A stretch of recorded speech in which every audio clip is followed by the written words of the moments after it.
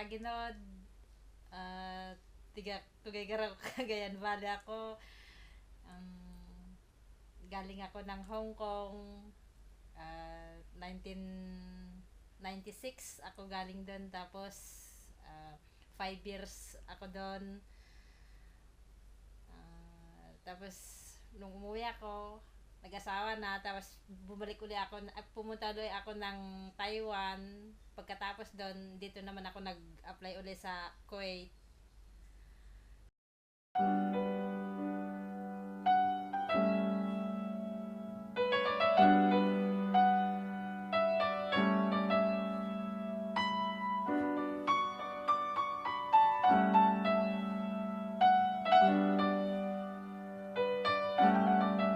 Ang naging amo ko dito, mga Kuwaiti.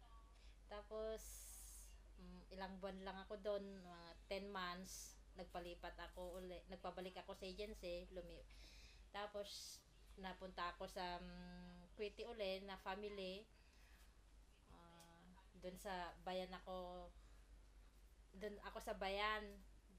Tapos ilang buwan din ako doon, mga 1 year. Tapos doon ako tumakas na. Kasama ko yung kasama kong kasambahay din.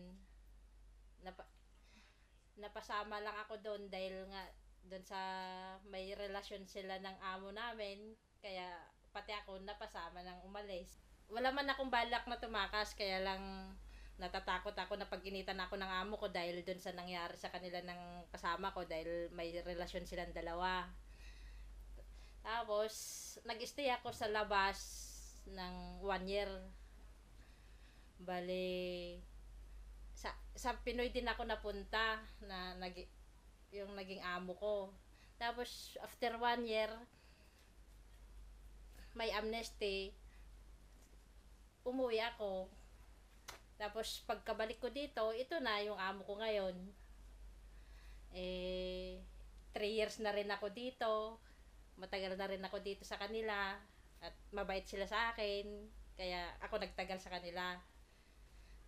Kaya hanggang ngayon, dito pa rin ako. Tapos, pag nauwi sila, kasama ako.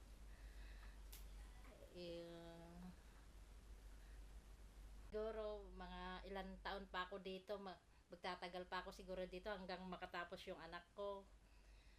Tapos, gusto ko ring makaipon para sa kanya. At gusto ko ring